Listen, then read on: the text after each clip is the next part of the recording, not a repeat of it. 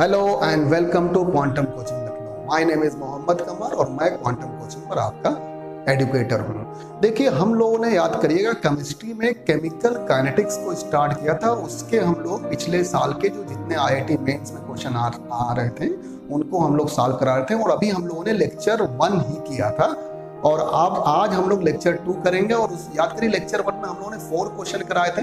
अब उसके आगे हम लोग बढ़ते हैं लेक्चर 2 में। आपके स्क्रीन पर क्वेश्चन आ जाएगा और ये 5th नंबर क्वेश्चन लगाते हैं। 4 क्वेश्चन हम लोगों ने लेक्चर 1 में लगाए हैं और ये 5th नंबर आपके स्क्रीन पर है। देखिए, decomposition of H2O2 follows a first order reaction.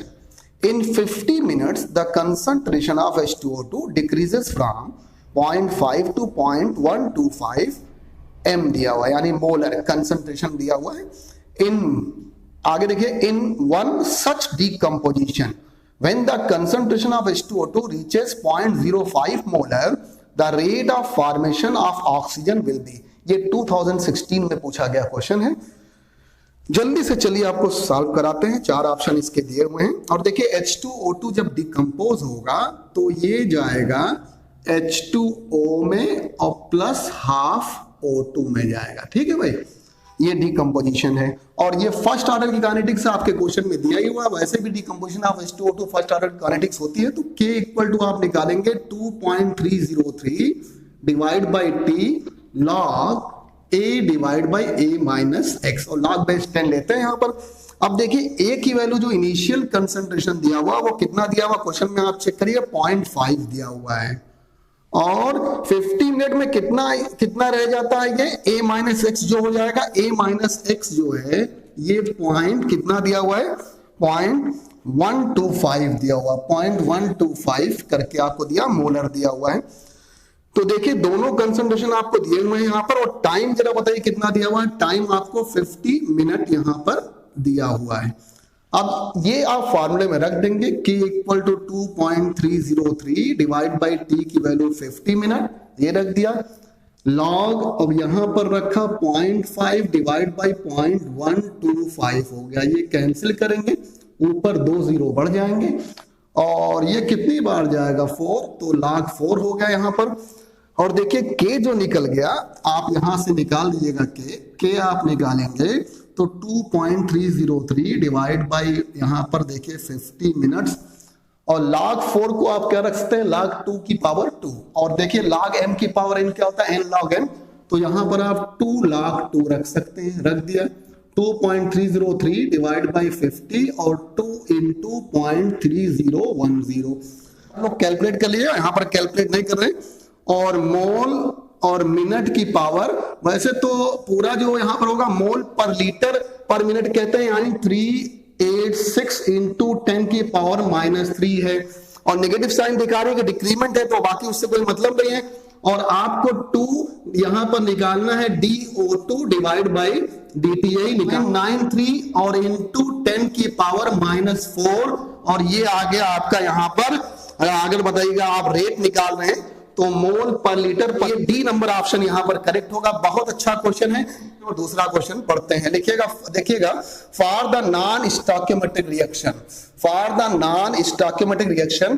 2A और प्लस B और गिव्स C प्लस D। देखिए यहां पर दिया हुआ, इसका मतलब 2A प्लस B और ये जाता है C प्लस D में। द फॉलोइंग काइनेटिक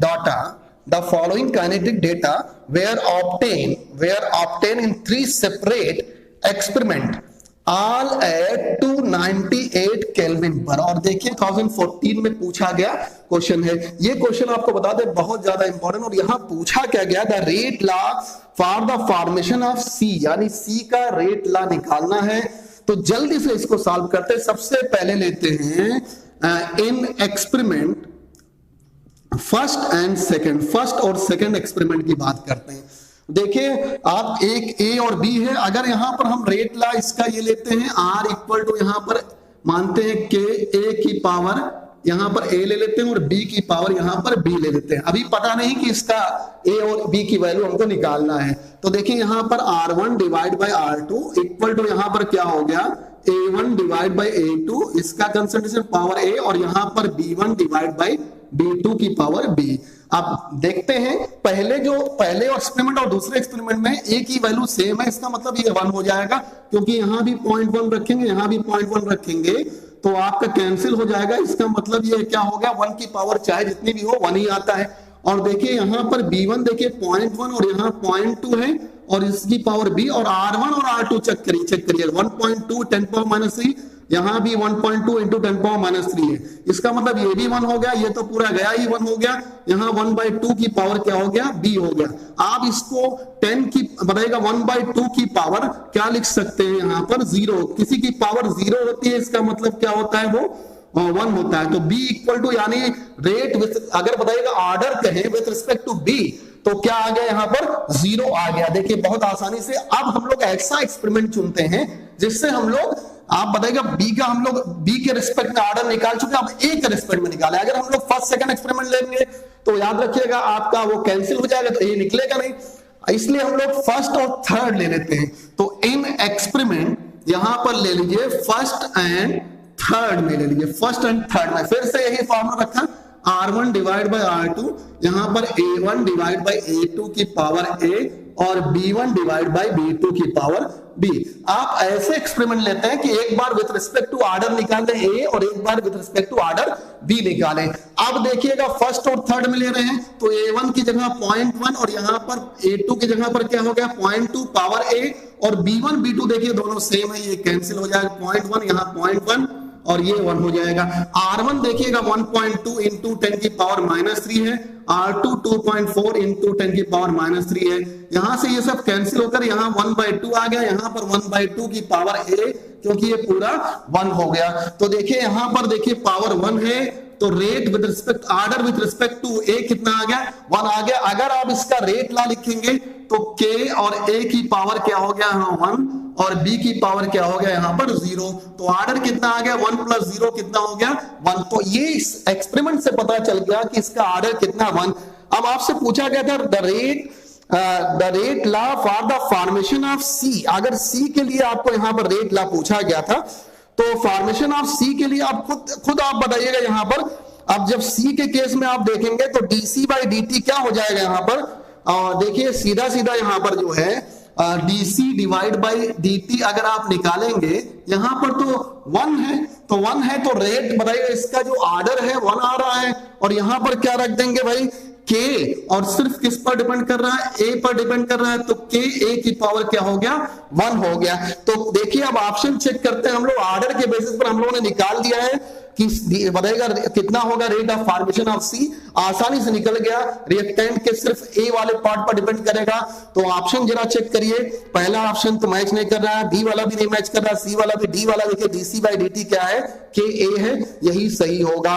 2014 में पूछा गया क्वेश्चन। जब तक हम लोग इसको इरेज करते हैं जल्दी से हम लोग नेक्स्ट क्वेश्चन की तरफ बढ़ जाते हैं और नेक्स्ट क्वेश्चन को लगाते हैं। तो चलिए ये पढ़ते हैं, the rate of reaction double when its temperature changes from 300 Kelvin to 310 Kelvin, यानी 300 से 310 केल्विन में चेंज हो जाता है, तो रेट ऑफ रिएक्शन कितना हो जाता है, रेट ऑफ रिएक्शन कहें या रेट कांस्टेंट कहें, एक तरह से क्या हो जाएगा डबल। और आपको बताते हैं टेम्परेचर के बदलने पर अगर रेट ऑफ रिएक्शन या रेट कांस्टेंट दोनों के दोनों चेंज होते हैं, ये हम लोगों ने इफेक्ट ऑफ टेम्परेचर में बताया है कि अगर टेम्परेचर बदलता है तो रेट कांस्टेंट और रेट ऑफ रिएक्शन दोनों बदलते हैं। अब चाहे आपको रेट ऑफ रिएक्शन का चेंज दिया हो या सिंपली रेट कांस्टेंट का दिया हो, दोनों के लिए वैल्यू सेम आएगी, वो टेम्परेचर कोफिशिएंट ही आएगा। और देखिएगा activation energy of such a reaction will be निकालना है आपको, और R की वैल्यू यूनिवर्सल गैस कांस्टेंट की वैल्यू दी हुई है, इसके अलावा log 2 की वैल्यू 0.3010 दी हुई है। और देखिए 2013 में पूछा गया क्वेश्चन, जल्दी से इसको सॉल्व करते हैं हम लोग। आर्हेनियस इक्वेशन को लिखते हैं और देखिए log 10 बेस K है यहाँ पर K, और फार्मूला क्या होगा log यहाँ पर A minus EA divide by 2.303 RT के होगा, ये फार्मूला है। लेकिन देखिए ये फार्मूला हम लोग को लगाना है दो केसेस में, टेम्परेचर दो अलग अलग है, एक T1 और T2 है, तो यहाँ पर log बेस 10 यहाँ पर क्या हो A1 हो गया, और ये देखिए यहाँ पर निकल जाएगा EA, इसको सॉल्व कर लीजिएगा, ये हम लोगों ने आपको पहले बताया है। और ये बहुत इंपॉर्टेंट फार्मूला था, किसमें याद करिएगा, जब हम लोगों ने आपको आर्हेनियस इक्वेशन पढ़ाई थी। वैल्यू देखिए डबल हो जाता है, इसका मतलब 2 दिया हुआ है तो इसकी जगह पर रख देंगे लॉग, यहाँ पर 2, EA निकालना है 2.303, R की वैल्यू 8.314 दिया हुआ है, टेम्परेचर पहला है 300 और दूसरा है यहाँ पर 310 केल्विन, ये रख दिया। सॉल्व करिए 0.3010 हो गया, EA रखा 2.303 इंटू 8.314 हो गया। यहां पर देखिए एलसीएम लेके निकालेंगे तो 10 और डिवाइड बाय 300 और इंटू 310 ये आ गया, एक्टिवेशन एनर्जी आ गया। जल्दी से क्या करते हैं, ऑप्शन चेक कर लेते हैं। पहला ऑप्शन जो है वो 53.6 किलो जूल पर मोल है, फर्स्ट ऑप्शन ही यही सही होगा। और 2013 में पूछा गया क्वेश्चन आर्हेनियस इक्वेशन पर है केमिकल काइनेटिक्स का। अब चलिए जब तक हम लोग इसको इरेज करते हैं, नेक्स्ट क्वेश्चन हम लोग फटाफट यहां पर पढ़ देते हैं। देखिए for a first order reaction, a जा रहा है प्रोडक्ट में, कैपिटल ए जा रहा है प्रोडक्ट में, the concentration of A changes from 0.1 molar to 0.025 molar. 0.1 molar से 0.025 मोलर हो जाता है कंसंट्रेशन, और कितने मिनट में, 40 मिनट में, इन 40 minutes. The rate of reaction when concentration of A is 0.01 molar. इसी तरह का क्वेश्चन अभी आज ही के लेक्चर में हम लोगों ने लगाया है, और बिल्कुल इसी तरह का सिमिलर क्वेश्चन है। आपको रेट ऑफ रिएक्शन आपको बताना है व्हेन कंसंट्रेशन ऑफ ए कितना हो जाए। अभी पहला क्वेश्चन हम लोगों ने जब कराया था वहां पर कुछ इसी तरह से क्वेश्चन था, वहां भी कहा गया था कि बताइएगा कंसंट्रेशन ऑफ H2O2 जब बताइए 0.05 हो जाता है तो रेट ऑफ फॉर्मेशन बताना था। ऑक्सीजन का यहाँ पर सीधे सीधे रेट ऑफ रिएक्शन बताना है। तो चलिए इसको भी लगाते हैं, और ये 2012 में पूछा गया है IIT मेंस में। ये सारे क्वेश्चन जो करा रहे हैं सब के सब बहुत ज्यादा इंपॉर्टेंट हैं, और उनको आप लोग जरूर करिए, इससे पता चलेगा किस तरह के क्वेश्चंस आपके एग्जाम में आ सकते हैं। तो देखिए फिर हमने फॉर्मूला रखा K = 2.303 फर्स्ट ऑर्डर के लिए, divide by T log base 10 A divide by A - X यहां पर रख दिया।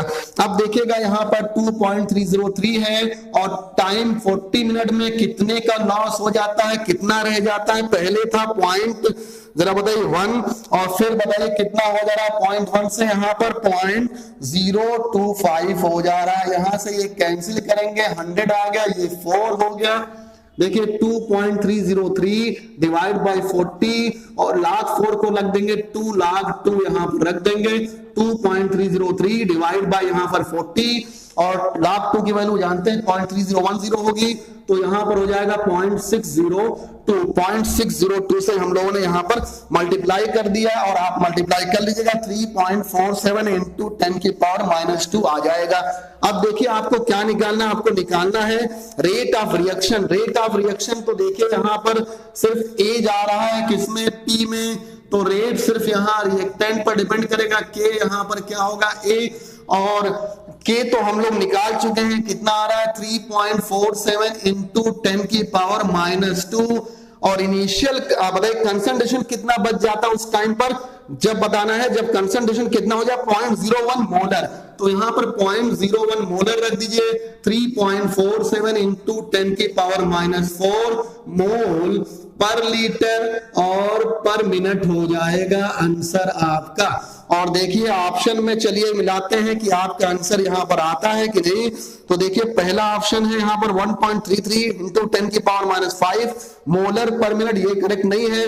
दूसरा है 3.47 इंटू 10 की पावर -4 मोलर पर मिनट, यही करेक्ट है, यानी बी नंबर ऑप्शन आपका सही होगा। इस तरह से देखिए हम लोगों ने आज भी 4 क्वेश्चन लगा लिए, और 4 क्वेश्चन यहां पर भी हो गए आज, और ये चारों इंपॉर्टेंट क्वेश्चन थे आपके नीट के लिए और IIT मेंस के लिए। ये सब पिछले सालों में आए हुए क्वेश्चन हैं। तो आज आपको हम लोगों ने यहाँ बहुत इंपॉर्टेंट, देखिए लेक्चर नंबर 2 है, लेक्चर नंबर 1 में भी हम लोगों ने 4 क्वेश्चन लगाया था, लेक्चर नंबर 2 में भी 4 क्वेश्चन। ठीक है, आज के लिए बस इतना ही। थैंक यू वेरी मच, बहुत पढ़िए।